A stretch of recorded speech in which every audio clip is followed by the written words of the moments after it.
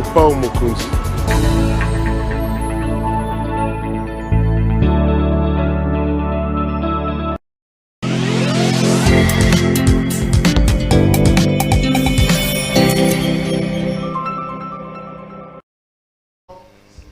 Madame, Messieurs, bonsoir et bienvenue à ce nouveau numéro de l'émission Contre nous soit dit, ce magazine d'analyse d'actualité politique, sociale, économique, juridique et même religieux que nous avons lancé ici à CPL Télévision avec un invité sur le plateau. On prend des questions alors importantes qui retiennent l'actualité ici dans le pays. Nous les mettons sur la table pour tenter d'en parler. Vous le savez, enfin, le gouvernement Samalou Condé 1 est sorti hier. À peu près 56 membres du gouvernement, vice-premier ministre, ministre délégué et ministre même d'État aussi, il faut le noter. Que faut-il attendre de ce gouvernement? Quelles sont les priorités? On parle de ça dans cette émission. On reviendra sur l'IGF. Aujourd'hui, je vous propose un gros plan sur le service de l'IGF, le travail que l'IGF fait, ce qu'il doit faire, tout ce qui se raconte autour. On reviendra également sur la politique et ses animateurs. Avant de vous présenter mon invité, laissez-moi dire grand merci à nos partenaires. Je pense à la boutique La Londoloise de Judith Londolé-Betoko. J'ai toujours dit, vous êtes un homme, vous voulez vous habiller de manière extraordinaire, veste, chemise, cravate, tout ce que vous voulez. Appelez donc Judith Londolé-Betoko avec sa londoloise. En passant, je vous rappelle, c'est d'ailleurs elle qui nous habille ce matin. Notre invité, Maître Laurent Onyemba. Maître, bonsoir. Bonsoir, cher ami. Toujours un grand plaisir de t'avoir, surtout entier. Parce que la dernière fois que j'ai fait une émission ici avec vous, j'ai vu la salve des insultes, des menaces sur les réseaux sociaux. C'était quand même grave, hein? Bon, d'abord, je vous remercie. Le plaisir est partagé. Tu peux te rassurer que rien ne va stopper notre engagement à servir notre nation à notre manière. Nous sommes habitués à une manière de faire. En fait, c'est soit on est poltron, soit on est au service du ventre. Mais moi, j'estime que s'il faut dire la vérité quant au fonctionnement institutionnel de notre pays, parce que ce pays nous appartient à nous tous, les hommes passent, les institutions restent.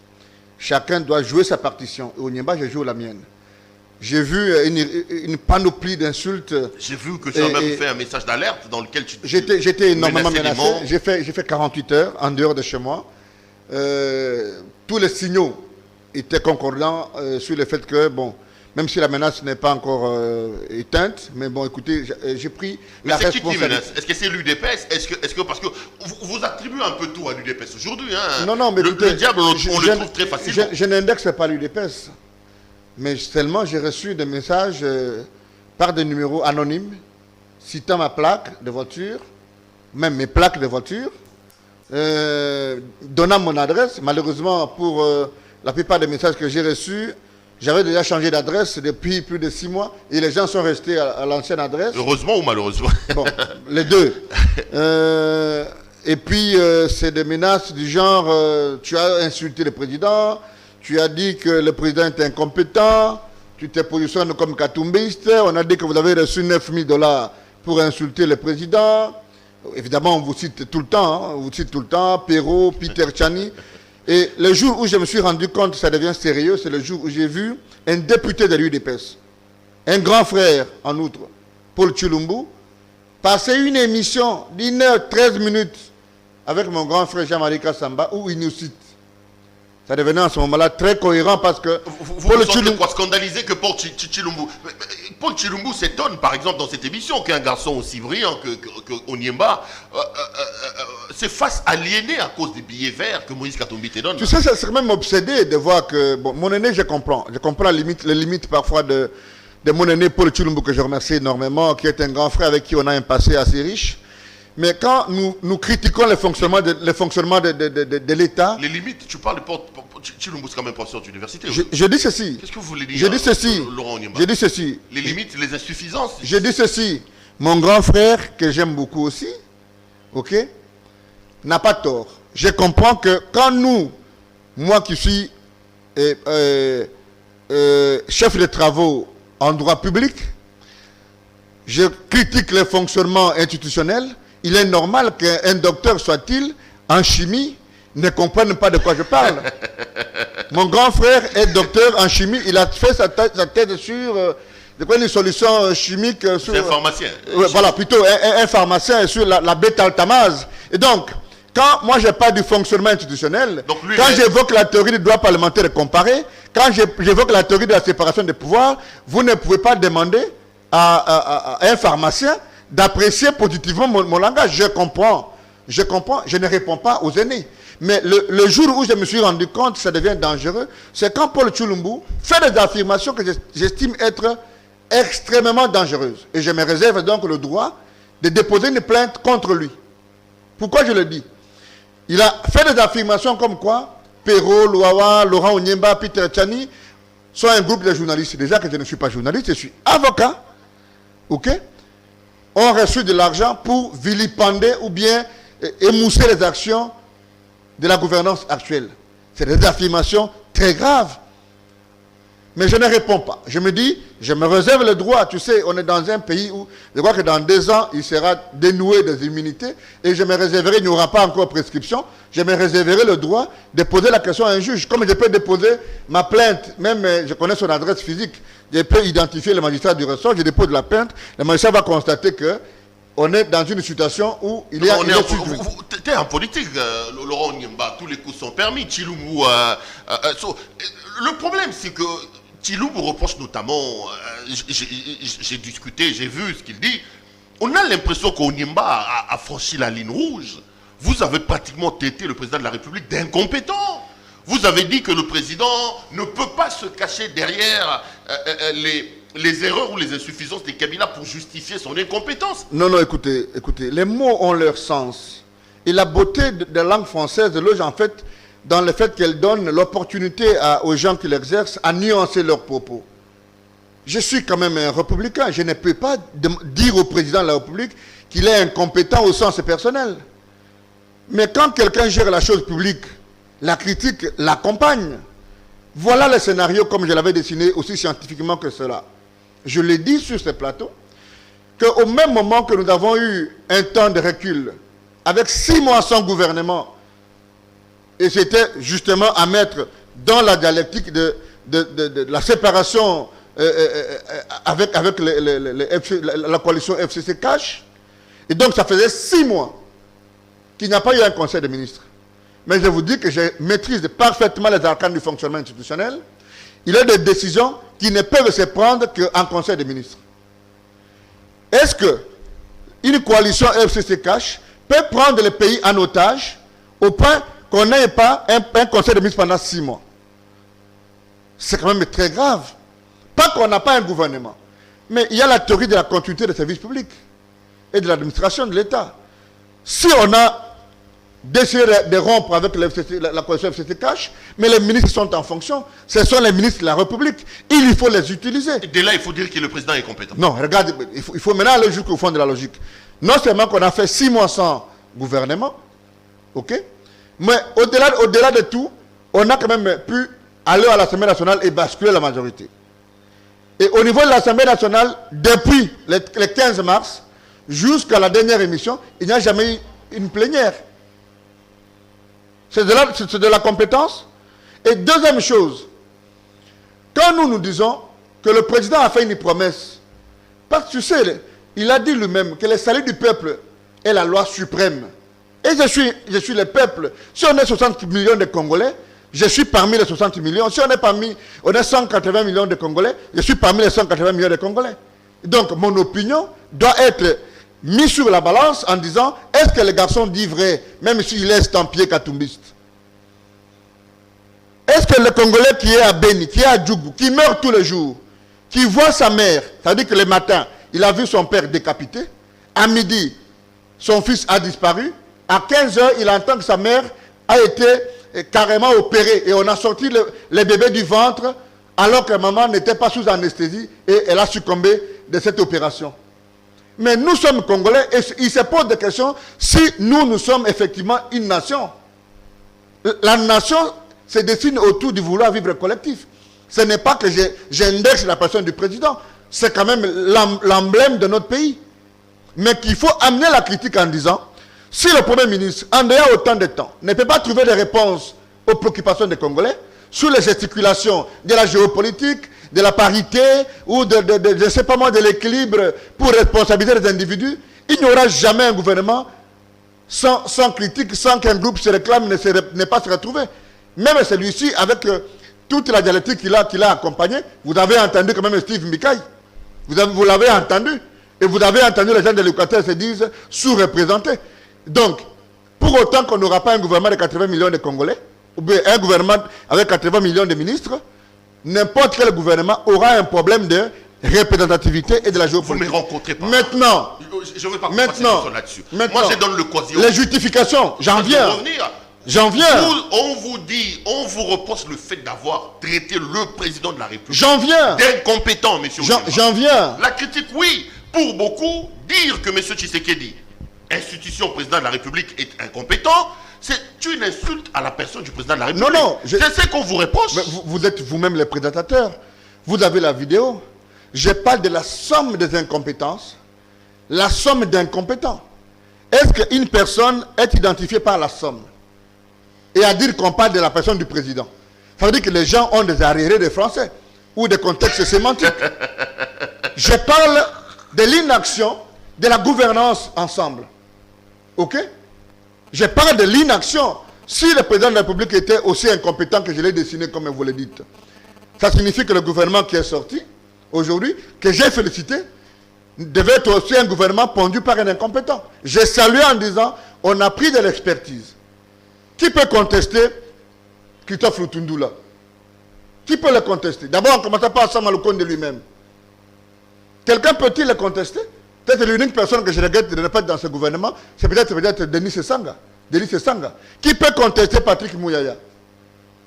Et tu as vu qu'on a tenu compte justement de la jeunesse, autant que nous l'avons insisté hier. Et je vous ai dit que pour moi, l'unique challenge qui restait en face du président, restait le challenge de la morphologie du gouvernement qui va devoir mettre sur pied pour évaluer déjà. Au travers de la morphologie de ce gouvernement, vous n'avez jamais dit que le président était incompétent. Non, j'ai dit ceci. L'émission est là, tu peux la répondre. Je n'ai jamais dit que la personne du président était incompétente. Jamais. J'ai taxé. Vous parliez des institutions. Je parle de parmi les institutions, il y a une institution, président de la République. Mais ce sont vous avez dit que c'est la somme des compétences des institutions. Ce sont les mêmes faiblesses. Et de leurs animateurs. Ne me donne pas l'impression que tu as les mêmes faiblesses que Paul Tshilombo. Il y a une différence scientifique en droit constitutionnel entre la personne du président et la personne de l'institution président. Et ici, je ne parle même pas de l'institution président, j'ai parlé les 4 institutions parce que la transpiration, le fonctionnement d'un pays part justement des 4 institutions comme 4 piliers. Le Parlement, et vous voyez les statu quo qu'il y a au Parlement, le gouvernement, et donc c'était le gouvernement sortant, celui-ci, on ne peut pas l'évaluer aujourd'hui, ok? Le président de la République et le pouvoir judiciaire. Et donc, c'est cette léthargie, ok, transversale, que j'ai qualifiée d'incompétence ou d'incompétence liée. C'est une dialectique scientifique qui demande un niveau de compréhension surélevé pour en pénétrer les maillandres. Que Tshilombo n'a pas. Non, j'ai dit ceci. Tshilombo est un professeur, ok, mais j'ai compris la difficulté et les limites de mon grand frère. Déjà que Jean-Marie l'a complètement étranglé parce que Jean-Marie lui a seulement opposé 2-3 faits et Tshilombo avait du mal. Parce que quand je donne un exemple, on est garant de la nation. Le garant de la nation, quand vous venez au pouvoir, vous ne venez pas pour faire la comptabilité des échecs de l'autre. Parce que vous êtes censé être élu sur base d'un programme de société. Et donc, le premier jour, et j'ai aimé aujourd'hui, j'ai vu même il y a conseil des ministres, c'est-à-dire que les ministres n'ont pas eu le temps même de fêter. Aujourd'hui, il y a conseil des ministres. C'est un bon signal. Mais que vous puissiez venir au sommet de l'État et trouver l'occasion uniquement de faire la compilation des inactions de Kabila pour justifier ce que vous ne faites pas, mais ça s'appelle comment en français?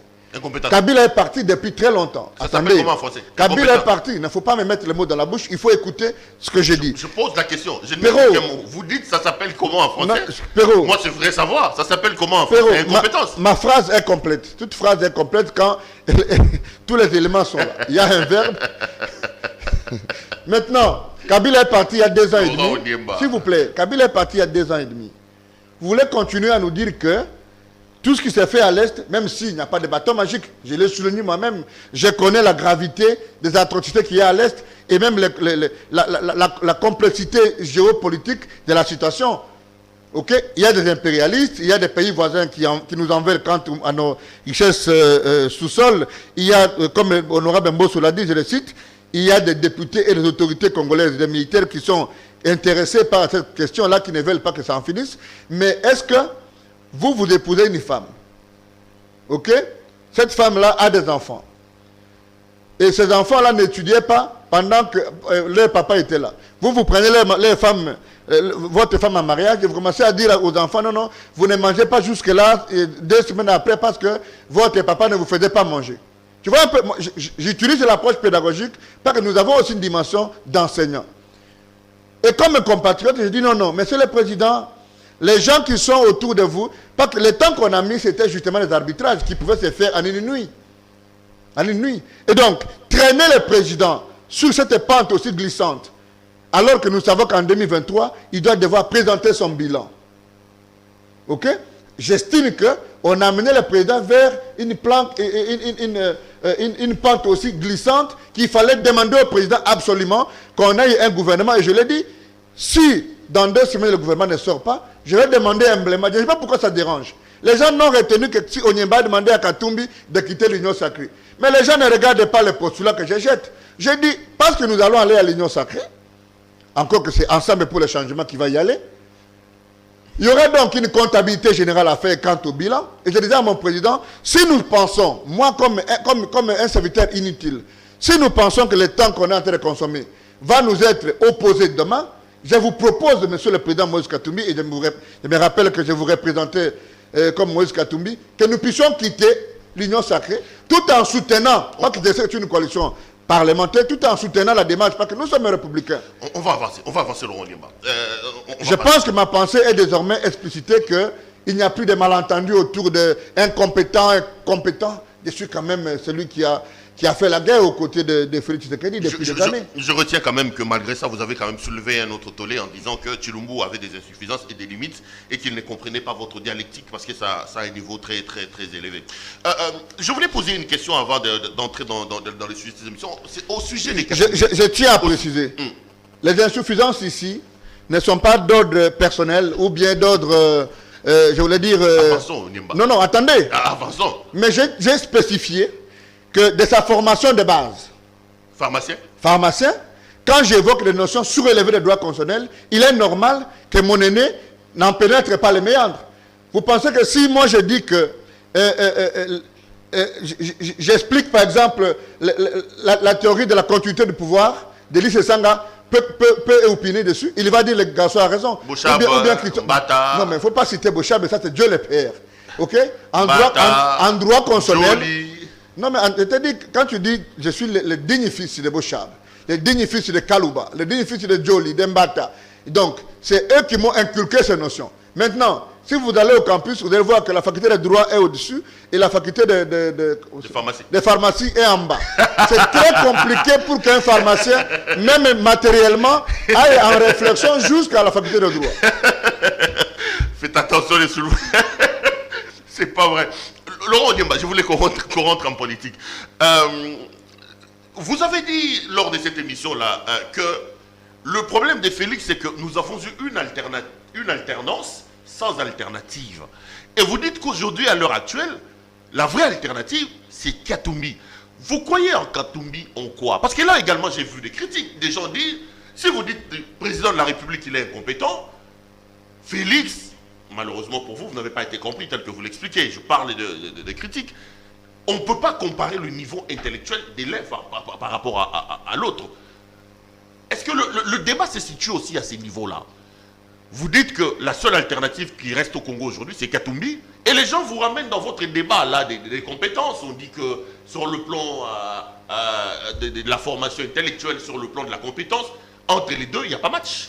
Non, je pense que nous allons devoir évaluer les deux sur pied de résultats. Ok? D'abord, pour moi, c'est un honneur que de savoir que les gens comparent Moïse Katumbi au chef de l'État. Mais Moïse Katumbi a été gouverneur.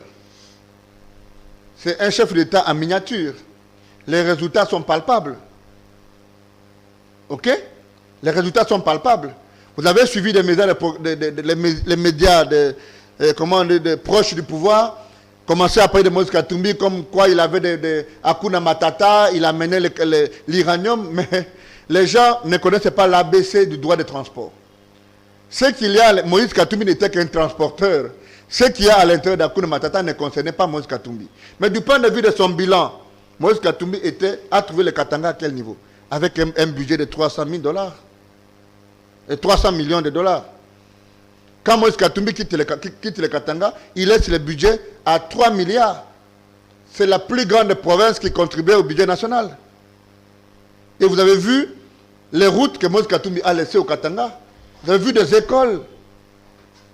Quand tu es à Kachobé, tu es comme à Monaco. Moïse Katumbi n'était qu'un simple gouverneur. Combien de gouverneurs vous connaissez dans la ville ici, avec des résidences dans leur propre ville, avec des concréats à l'intérieur? Combien de gouverneurs vous savez ici, ou bien des anciens ministres ou premiers ministres dont on connaît, qui sont spécialistes en chantier? Donc il a 150 chantiers. Moïse Katumbi, si tu es disponible pour qu'on parle bilan de Moïse Katumbi, je suis disponible. Maintenant, le chef de l'État est chef de l'État. C'est notre garant de la nation. Nous ne pouvons pas l'évaluer aussi comme s'il a fait le temps que Moïse Katumbi a fait au Katanga. Nous allons évaluer les chefs de l'État à la fin du mandat, en 2023. Et donc, ici, c'est un débat de bas étage que de parler de diplômes ou de compétences au sens scientifique. On évalue quelqu'un, un gestionnaire, au travers des résultats. Et les résultats de Moïse Katumbi sont là. Nous attendons le président Félix Tshisekedi pour qu'on l'évalue au travers des résultats. Encore que ces résultats ne sont pas liés à un individu. Les résultats sont liés à l'équipe que vous allez vous choisir. Les résultats sont liés aux conseillers que vous allez vous choisir.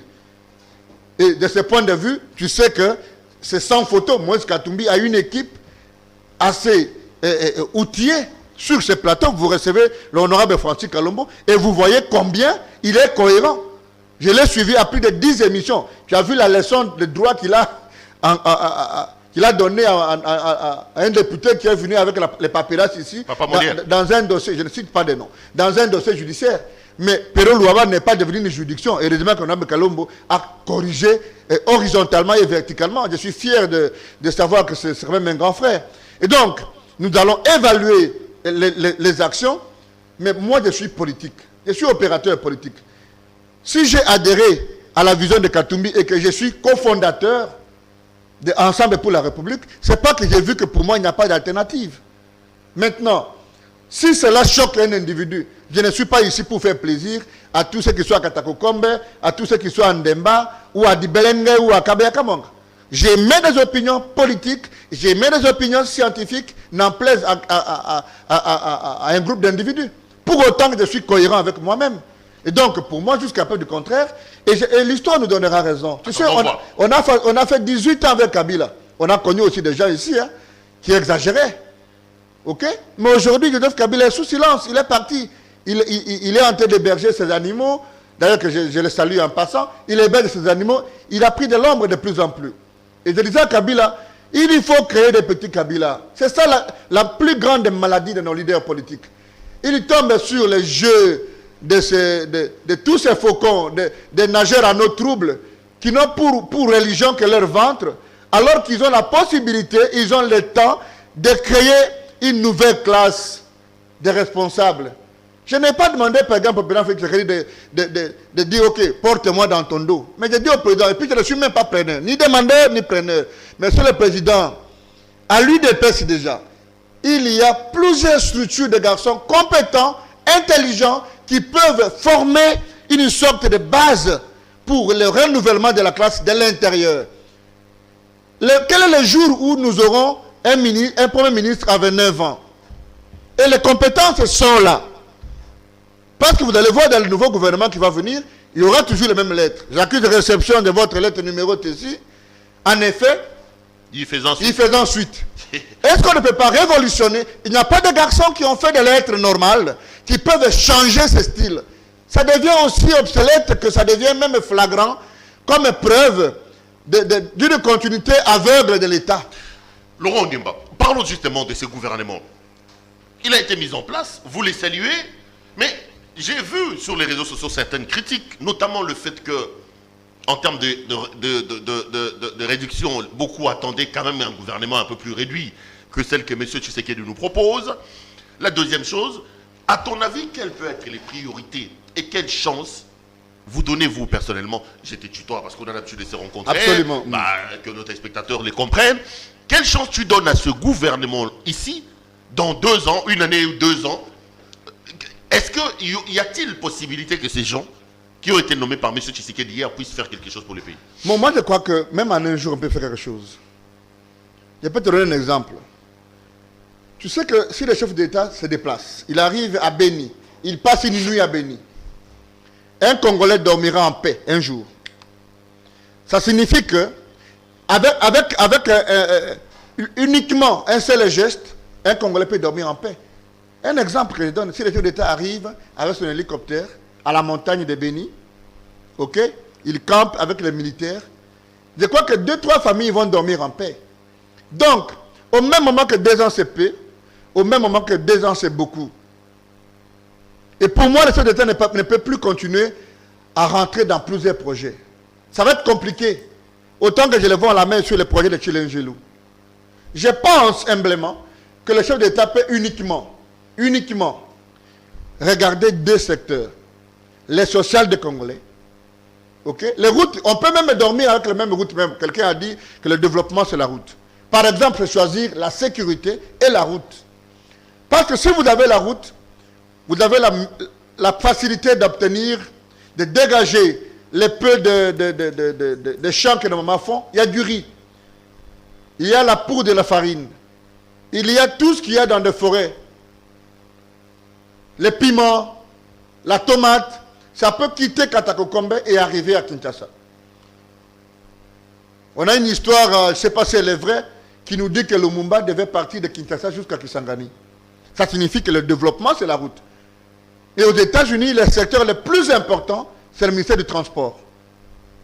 Parce que nous avons un transport fluvial, nous avons un transport aérien, et nous avons tout ce qui entoure le transport. Si le chef d'État peut uniquement s'atteler sur cette question, mais au même moment qu'il faut une rigueur dans les arbitrages en termes de finances. C'est là qu'il y a la boule est partie. Il n'y aura plus Kabila, il n'y aura plus Silé, il n'y aura plus tel.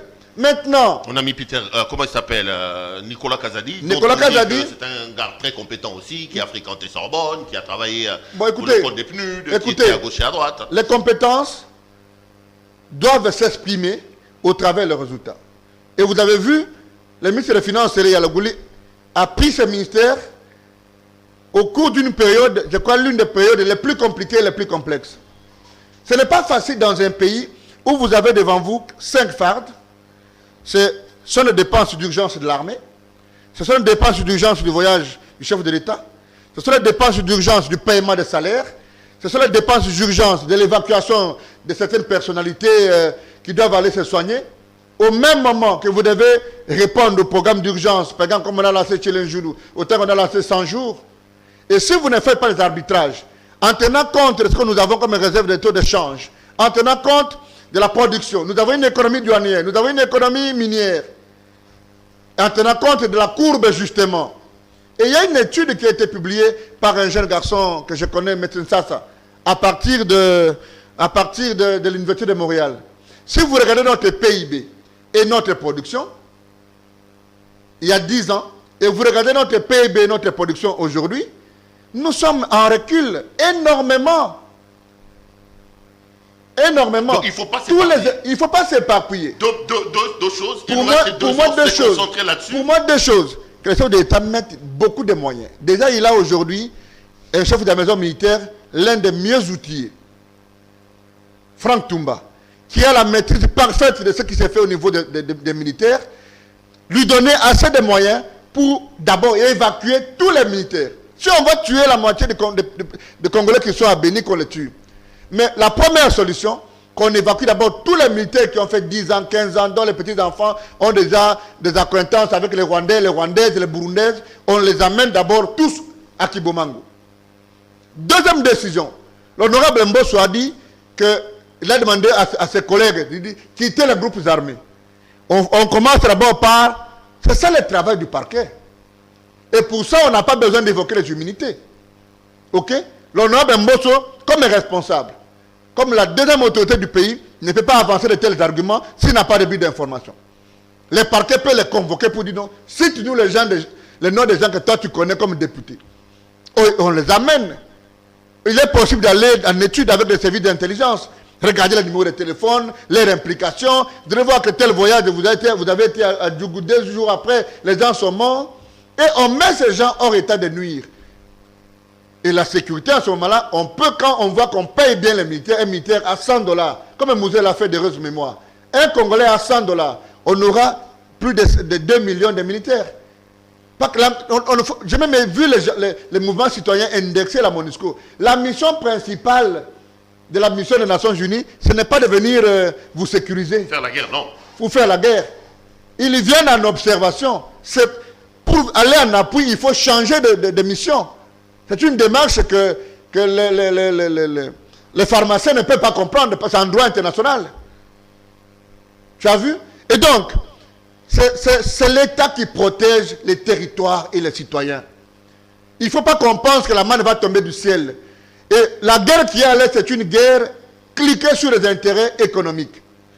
Il ne faut pas faire de la diplomatie de la sous-traitance. Il faut aller à la bourse de Londres. Il faut aller au Canada. Il faut aller aux États-Unis pour dire à ces gens, au lieu que vous fassiez du Rwanda les producteurs de la cassiterite, que vous fassiez du Rwanda les producteurs de coltan. Non, venez, on va les faire. Et Sassou l'a fait à Brazza. C'est pour ça que tu vois Sassou au pouvoir comme un chef coutumier. Parce que à chaque mandature, il laisse 2% aux Français. À chaque mandature, au point que le pétrole qui est... Même la masse qui était en bas est en train de se vider, mais que l'entreprise pétrolière qui exploite prend 60% et les Brazzavilliois prennent pratiquement 40%. Il faut une diplomatie et j'ai confiance à Christophe Lutundula, un chevronné de la République, qu'il va devoir, comme M. Kitundula a commencé, continuer cette œuvre pour faire une diplomatie de résultats, une diplomatie qui, en fait, sera aussi au chevet de la politique du chef de l'État. Un peu de tribalisme. Lutundula et Cheikh Kitundu, quand on regarde un peu, ce sont nos frères des terroirs, ce sont les Batetela comme toi, comme si seuls les Batetela peuvent bien faire dans ce ministère-là. Non, mais... C'était juste un commentaire. Non.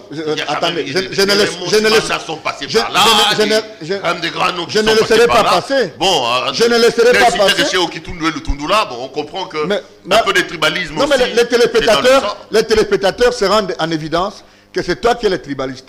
Quand j'ai cité Sélé Yalagouli ici, Sélé Yalagouli n'est pas Moutété là. Attendez, et je n'ai pas parlé autant pour Cheikh Kitundu, pour Lutundula que j'ai parlé pour Sélé.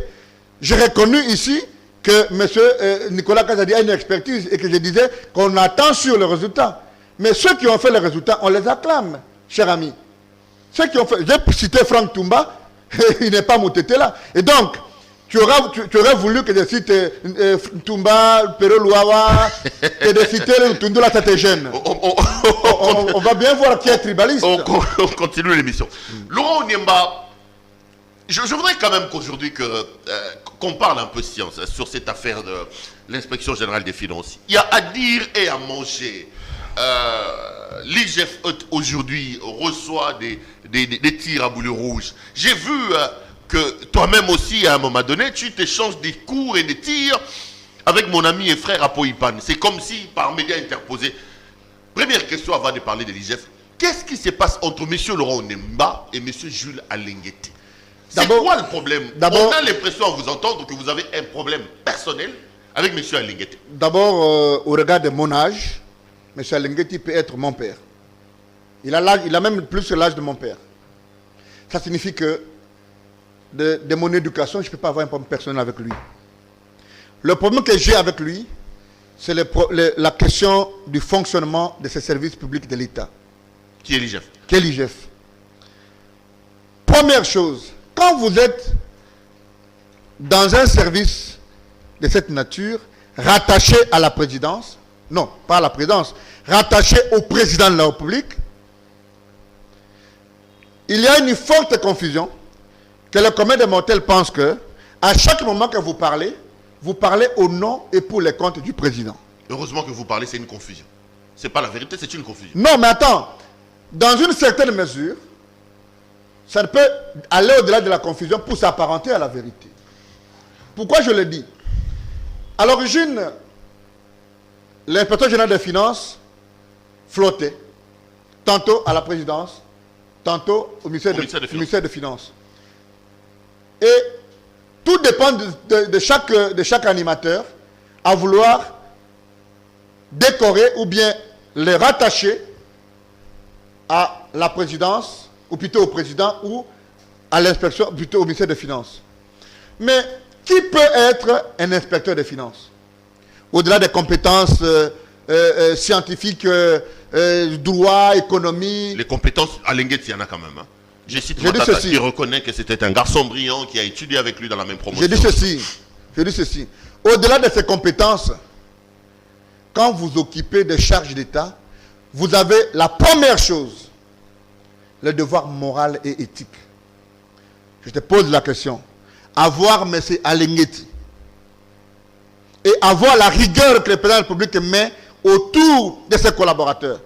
Je pose une question uniquement. Avoir M. Alengueti, êtes-vous fier de le savoir collaborateur du chef de l'État? C'est-à-dire? Deuxième chose. C'est-à-dire? Attendez. Les devoirs moraux et autres, on peut le calquer, on peut en préjuger sur le physique. Un fonctionnaire, un haut fonctionnaire à son niveau, est régi par les statuts des agents publics de carrière. Avec un principe cardinal, les devoirs de réserve. D'où Alengueti tire-t-il le pouvoir de considérer tout un parlement comme un parlement de voleurs? Ça signifie que Modeste Bahati, M. Mbosso, les Sanga, qui ont même pris leur argent pour donner au programme de Covid, Alengueti de façon unanime dit qu'au Parlement se cachent les voleurs.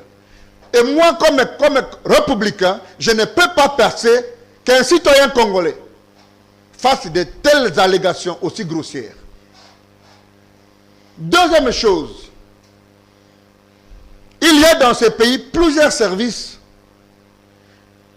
L'unique mission d'Alengueti, conformément à l'ordonnance aujourd'hui, c'est de faire le contrôle supérieur au niveau de l'orthodoxie, des dépenses publiques, de l'argent, tout l'ikuta qui sort de la banque centrale. Alengueti a la mission d'en regarder l'orthodoxie. Au niveau central, au niveau des provinces. Mais quand vous regardez les enquêtes qu'Alengueti mène, vous avez l'impression que c'est des enquêtes sur commande des politiques. Je donne un exemple. On a parlé ici de l'EPST. Je ne rentre pas dans les méandres pour ne pas donner l'impression que j'ai justifié un individu. Au même moment que le chef d'État lance le programme de la gratuité de l'enseignement, l'inspecteur général des finances, qui connaît le contexte post-Covid dans lequel nous sommes, sort à la télévision, et même à la TNC pour dire qu'il y a des voleurs. Si on donne 80 millions de dollars, on va détourner. Et on a retardé les paiements de 80 millions qui pouvaient venir en appui au programme du chef de l'État. C'est en fait le programme phare de son quinquennat, du fait de la parole d'Alengueti. Est-ce qu'Alengueti en maîtrise les méandres et même les conséquences économiques et politiques? Troisième chose, pourquoi je parle des enquêtes sur commande des politiques? Troisième chose, quand Tambo Mamba quitte le Parlement, dans le contexte que vous connaissez, on a avancé des chiffres ici. 5 millions, 10 millions, ceci. Mais Tambo Mamba, que je connais, que nous connaissons, ne peut jamais, un avocat de son État, se permettre de prendre 5 millions du trésor public. Et vous avez entendu, avec ces fameuses notes de signalement ou notes synthétiques, c'est un non-lieu. Dans l'entretemps, quand on parle de fictif au niveau de l'EPST, on a oublié qu'il y a l'EAD qui paye 3 millions pour les comptes du Congo, parce qu'ils ont estimé qu'à un moment donné, au niveau du CECOPE, il y avait beaucoup d'écoles déclarées fictives. Mais les mêmes écoles, quand on a regardé, on a trouvé qu'il y a des écoles qui fonctionnent normalement. On n'a jamais démenti les informations. Mais quelle est l'image qu'on a pu planter? Aujourd'hui, il y a même des papas qui ont donné toute de leur vie au service de la nation, qui sont aujourd'hui condamnés à 20 ans. Pour l'habillage qu'on a donné, pas qu'on a besoin de montrer aux gens qu'il y a un travail qui s'est fait. Et dites-moi, le végétariat, quatrième élément, qu'on voit autour d'Alengueti, est-ce qu'un haut fonctionnaire de la République, rattaché au président, peut se permettre de chaque matin appeler 3 journalistes pour leur monter la note signalétique ou faire des alertes, nous allons au Katanga, nous allons au Lualaba. Il est allé au Katanga, c'est Jacques Kiaboula. Il a rencontré l'orthodoxie de gestion de l'argent au Katanga, c'est bouche béante. Pourquoi on ne vante pas là où on a trouvé que les gens font bien le travail, on préfère se présenter en épouvantail et à dédoubler l'ODEP, à dédoubler la Cour des comptes. L'IGF n'a pas pour mission, la finalité ce n'est pas la dénonciation, qu'on me donne les motivations. Et la base légale qui sous-tend justement cette propagande qu'on fait autour des lieux où on va faire des enquêtes. Le sixième point. Beaucoup de griefs contre M. Alengueti. Non mais vous voyez que ce n'est pas personnel. Le sixième point. À quel titre, pas qu'il y a des bruits aujourd'hui sur le dossier de 12 millions de dollars. Première chose, est-ce que nous étions en situation de rupture de stock de pétrole pour que on dépense 80 millions de dollars pour acheter du pétrole? Et si vous vérifiez, c'est même le travail du parquet, si vous vérifiez, il n'y avait pas de la liquidité au niveau de la Banque centrale. La Banque centrale a dû recourir à une autre banque, la Robanque notamment, pour demander un prêt. Mais parce qu'il y a des bruits autour des rétrocommissions, parce que les pétroliers sont en train de dire non, écoutez, nous n'avons pas reçu la totalité, on a reçu 68 millions. Qu'on recourt à la banque pour vérifier la clé de répartition. On connaît ce que chaque pétrolier pouvait prendre. 2 millions, 3 millions, ils ont des déficits.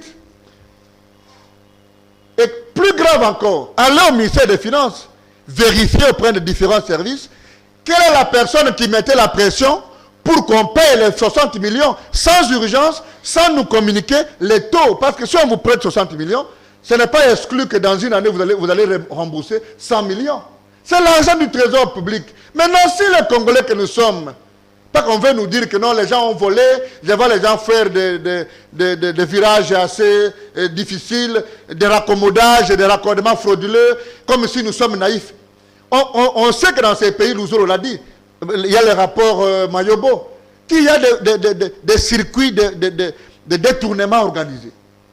Mais que cela n'est pas un chèque à blanc pour l'IGF à vouloir se dédoubler à tous les services. Mais est-ce qu'un chef d'État peut être, pas qu'on on le cite aussi dans le 12 millions. Ah. On le cite dans les 12 millions. Il a bouffé aussi le président. Non, mais d'abord, il allait dans des réunions. Qui est ça, le président ou l'IGF? Non, l'IGF. Ah, ok, c'est bon. L'IGF allait dans des réunions multisectorielles, ministères sectoriels et pétroliers. Qu'on me donne la base légale, une disposition de l'ordonnance qui intitule l'IGF, qui donne à lui le pouvoir de commencer à participer aux réunions entre les pétroliers et le gouvernement. Elle posait la question aux Libanais ici, ils s'inquiètent sur la question. Mais si demain, cette commission-là est mise en cause, Alengueti va-t-il être ça ou il va être jugé parti? Voilà, de façon sommaire, pas que je suis suffisamment documenté, je ne savais pas que vous allez me poser la question. Je vous ai amené tous ces éléments-là en papier. Est-ce qu'un tel monsieur, qui taxe notre parlement d'un parlement de voleurs, peut être le collaborateur immédiat de notre emblème national qui est le chef de l'État, avec toute la rigueur dont on connaît aujourd'hui comme clé de voûte de la gouvernance Tshisekedi. Vous avez vu, l'état de droit. Vous avez parlé, je n'ai pas voulu vous intervenir. Allez-y. J'avais voulu que vous puissiez terminer le sac. Laurent Onyema, êtes-vous un avocat du diable ou quoi? Qu'est-ce qui se passe? On a l'impression que vous incarnez tous les ennemis de la République et dans l'Alengueti et vous venez vous déverser ici. Derrière vous, il y a Matata Ponyo sur lequel pèse cette affaire de 285 millions de dollars américains. Derrière vous, il y a Sélé Yelegouli, dont on dit qu'il a bloqué aussi le président de la République parce que vous parlez de l'emblème du président de la République. Derrière vous, il y a Alexis Tambwe Mwamba. Ce n'est pas moi qui l'ai dit, c'est le bureau Bahati qui a démontré que M. Tambo Mwamba, en 2 ans, il a dilapidé près de 80 millions de dollars, ce n'est pas Alingeti. Comment vous n'êtes là que pour défendre, pour être l'avocat du diable, toutes les personnes qui reçoivent j'allais dire le blâme de la République, vous venez ici le défendant contre M. Alingeti. Je suis déjà heureux que toi tu aies trouvé une structure, une nouvelle structure qui est née, la structure chargée de faire des blâmes de la République. Je ne la connais pas. Déjà vous me citez des noms de gens que je ne côtoie pas. Ok? Je voulais aussi vous poser la même question. Le jour où on a dit que tu as reçu 9 millions de Moïse Katumbi, 9 000. 9 000 dollars, et que je suis venu dire que ces messieurs-là, je les vois sur le chemin de la vérité. Je les vois en entretien Digital Congo. À ce moment-là, Katumbi a envoyé combien? Ça signifie que nous allons nous taire qu'un Congolais taxe notre parlement d'un parlement de voleurs parce que vous avez, dans votre tête, quelqu'un qui vous a dit que Matata m'a envoyé. D'abord, vous pensez que Matata n'a pas de gens qui peuvent parler pour lui, aussi bien biologiquement que les gens qui travaillent avec lui, qu'un certain Laurent Onyemba. Qui suis-je, moi, pour venir occuper pour le compte de Matata? Je suis avocat, ok? Et les dossiers qui passent par mon cabinet sont connus, et j'en ai, je crois, un peu à la limite de mon expertise. Je n'ai pas besoin de venir défendre quelqu'un. Dans mon récit, vous avez entendu de citer Matata, c'est vous qui me l'avez cité. Mais pas que vous voulez qu'on vous cite. Ce n'est pas la première fois. Non, attendez. Non, mais il ne faut pas faire une réflexion par déduction ou bien par accommodation. Je dis ceci. Quand il était question de parler de Matata, j'ai vu, comme tout le monde à la télévision, Matata attaquer les rapports de l'UGF en soulevant l'ensemble des griefs. Mais la beauté du droit, c'est dans les contradictoires. Mais c'est élémentaire. Quelqu'un est Premier ministre. Ok? Sous les premiers ministres, il y a les ministres sectoriels, les ministres de l'Agriculture. Après le ministre de l'Agriculture, il y a ce programme-là de Bukangalonzo, avec les animateurs. Maintenant, si le nom de Matata vous fait tellement obséder que vous devez vous rassurer ou vous affirmer auprès du chef de l'État que vous faites bien le travail et qu'il faut le citer, il faut démontrer les liens juridiques entre les animateurs de Bukangalonzo et la primature. Si donc on pouvait mettre tous les anciens premiers ministres dans la balance pour qu'ils puissent justifier tout l'argent qui a été volé sous leur pouvoir, Matata ne serait pas seul. On a connu combien... Vous voulez que je vous cite? Non, Laurent Onyemba, c'est-à-dire qu'à un moment donné, attendez, on a l'impression que vous avez dit, qui crée le scandale, attendez, vous les défendez. Non, mais écoutez. Vous dites que Jules Alingeti a jeté de l'anathème sur le Parlement. Alingeti n'a jamais dit que le Parlement est un organe... Nous sommes sur un plateau de télévision. Il y a beaucoup de responsables. Il y a des voleurs au Parlement. Pas tout le monde. S'il te plaît. Qu'est-ce que vous allez dire de José Makila qui se fait payer comme mandataire 80 000 dollars et qui se fait payer au Parlement? C'est contre ce genre de comportement que Gilles Alingeti lève la voix. Nous avons tous la présomption, pas que nous parlons français. Chez nous, toi, on parle de Chiluba chez toi, chez moi, on parle de Tété là. Nous avons tous la présomption pour naviguer cette langue que nous avons été sur les bancs de l'école. Et toute discussion scientifique n'a que 3 choses. La contestabilité, la répétition et la démonstration. Il ne faut pas qu'on fasse des proclamations sans en amener la preuve. Le droit loge dans la preuve. C'est scientifique, c'est enseigné. Perrault, vous avez affirmé sur ce plateau que derrière moi il y a Tambo Mwamba, derrière moi il y a Matata, derrière moi il y a Sélé Yalagouli. Première contradiction. Sélé Yalagouli n'est pas cité par l'IGF. On sait qu'il n'a pas de bon rapport avec l'IGF. Mais l'IGF s'est déjà mis à genoux devant Sélé Yalagouli. Ah ben voilà, vous le connaissez parce que vous fréquentez Sélé Yalagouli. Non, attends. C'est très important. C'est très important. L'IGF s'est déjà mis à genoux devant Sélé Yalagouli. C'est très important. Je te pose une autre réflexion. Parce que vous avez dit ici qu'il y a des gens derrière moi. Quand vous parlez encore de la question de José Makila, je suis quand même aussi étonné. Makila s'est fait payer au Sénat, Makila s'est fait payer là-bas. Le verbe que vous utilisez est commuable au vol. Être payé et voler, c'est le même verbe. Si vous avez à en vouloir à José Makila du fait qu'il soit au sénateur et qu'il soit mandataire, vous n'avez qu'à réviser la loi. C'est élémentaire. Et malheureusement pour vous, c'est l'IGF, plutôt c'est le président à qui l'IGF est rattaché, qui sait au même moment que Makila est sénateur, mais qui a nommé Makila comme mandataire. Alors, il ne faut pas aller dans une réflexion à court terme, ou une réflexion sans aucune fertilité dialectique. Makila n'a pas volé. Je ne suis pas en train de le défendre. Mais si c'est la loi qui lui donne le pouvoir... Ça ne me surprendrait pas, parce que finalement, vous êtes l'avocat des diables. Non, non, écoutez, les diables, il faut les nommer. De tous les gens que vous avez cités, donnez-moi un diable. Moi, je peux encore, et je m'en revendique que tu le sais, je préfère encore un monsieur comme Matata Pogno, qui un jour, après ses 4 ans à la primature, est parti à Lumbulumbu. C'est en fait le Kingasani de Kindu. Alors, vous pouvez bien voir la démarcation et a planté une université pour puiser les quelques garçons intelligents qui demain vont constituer l'avenir de notre pays.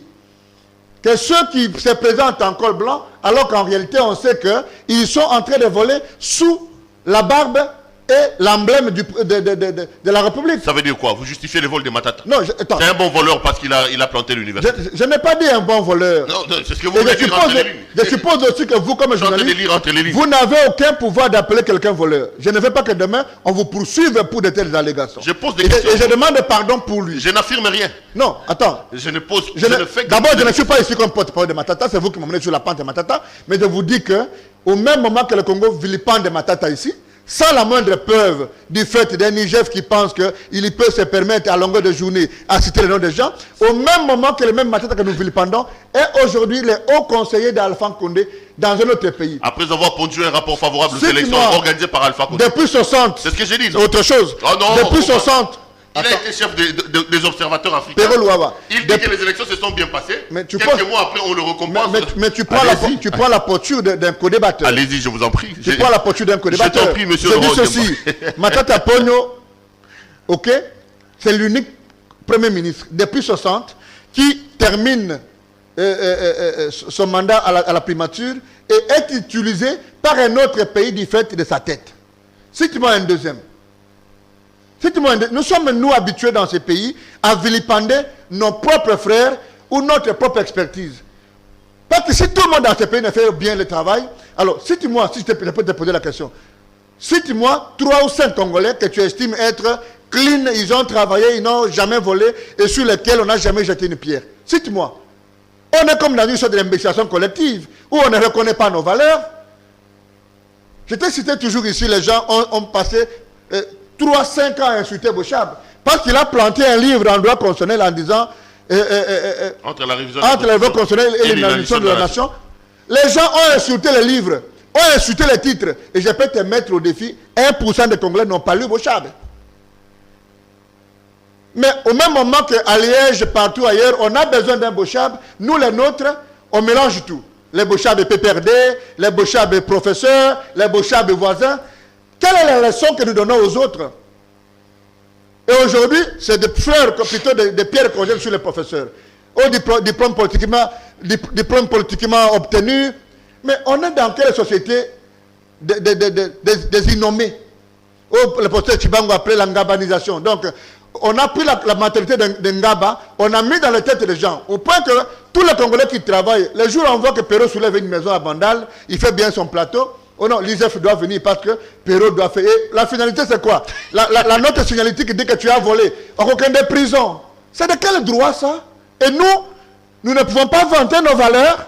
Nous ne pouvons plus soutenir des gens qui font la différence dans notre société parce qu'on a peur de la prison, on a peur de représailles.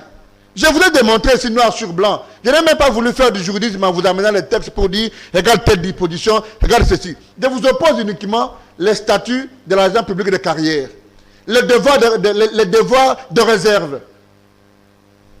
Et le végétariat que Kalengueti fait en passant à la télévision, en faisant des incantations pour citer le nom des responsables, sans la moindre preuve. Il fait substitution au parquet. C'est le parquet qui est le détinateur final de rapport. Encore que quand on donne le rapport au président, c'est même indécent. C'est même indécent, Perrault. C'est en violation de la loi. Vous réservez un rapport au chef de l'État, de qui vous tirez votre pouvoir, ou à qui vous devez faire rapport, et vous prenez une note pour venir à la presse, appeler 3 médias pour bégayer autour de la vie d'une nation. Mais si le chef d'État estime que, au terme de ce rapport-là, le contexte politique ne s'y prête pas et qu'il estime qu'il n'y a pas opportunité.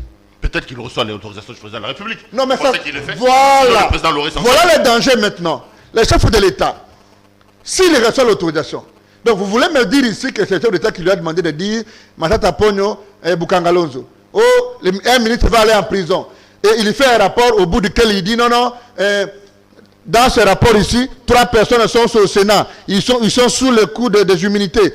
2 personnes doivent demander les autorisations. Mais il n'a jamais cité les noms. Et ça, là, non pas si point.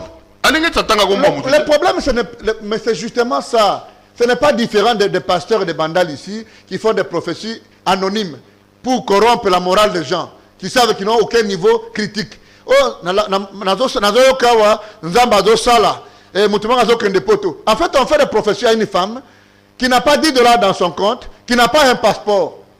Mais pour voyager, qu'est-ce qu'on pose comme question? L'ancrage avec ton pays, les moyens de subsistance, ce sont les 2 conditions. La preuve que tu vas rentrer, qui a en fait le 3e élément par rapport aux 2 autres premiers. Maintenant, quand vous faites des prophéties dans la foule, pourquoi toi tu ne vas plus à l'église? Réponds à la question aujourd'hui. Soit tu es devenu occultiste, soit tu as compris que des incantations n'ont pas de sens. Qui t'a dit que moi je ne vais plus à l'église? Non, mais tout le monde est au courant.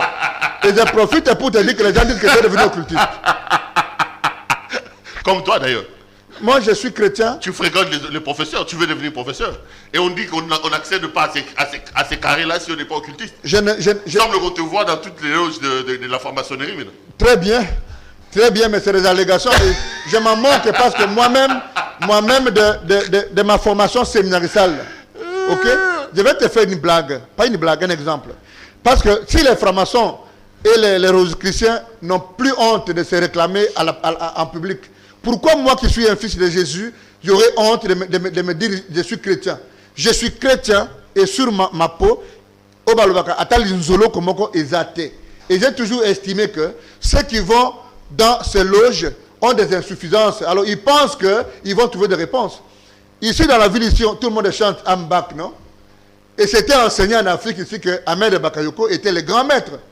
Maintenant, tous ceux qui ont suivi Ahmed Bakayoko, ok, quand ils voient les maîtres mourir, ça leur dit quoi? Moi au moins il y a l'espoir que si je meurs aujourd'hui, la chair va rester, mais mon âme est prise en charge, pas que je suis chrétien. Et donc, je ne serai jamais, encore que je ne connais pas un professeur qui est occultiste.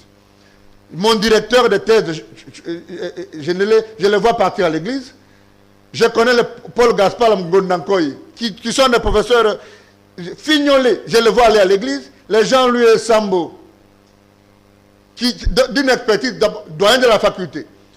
Catholique, il est même dans le mouvement catholique. De quel professeur toi tu parles? Alors ce sont des professeurs de l'IPEN où tu as étudié ou de l'IFATIC. Maître Laurent Nimba, monsieur Siri, qu'est-ce qu'on retient? Que l'UGF fait très mal son travail et que... Je retiens que je n'en veux pas à Lengueti. C'est mon père, c'est mon aîné. Ce que je lui reproche, c'est des reproches classiques pour dire que tu n'aides pas les chefs de l'État. Tu n'aides même pas les parquets, parce que si les parquets doivent identifier un prévenu, doivent trouver des charges, doivent mener une enquête, mais vous ne pouvez pas vous réveiller du matin, du lundi. Ce sont des pères de famille. Et pire encore, vous sortez du cadre congolais, vous commencez à faire du bruit, autant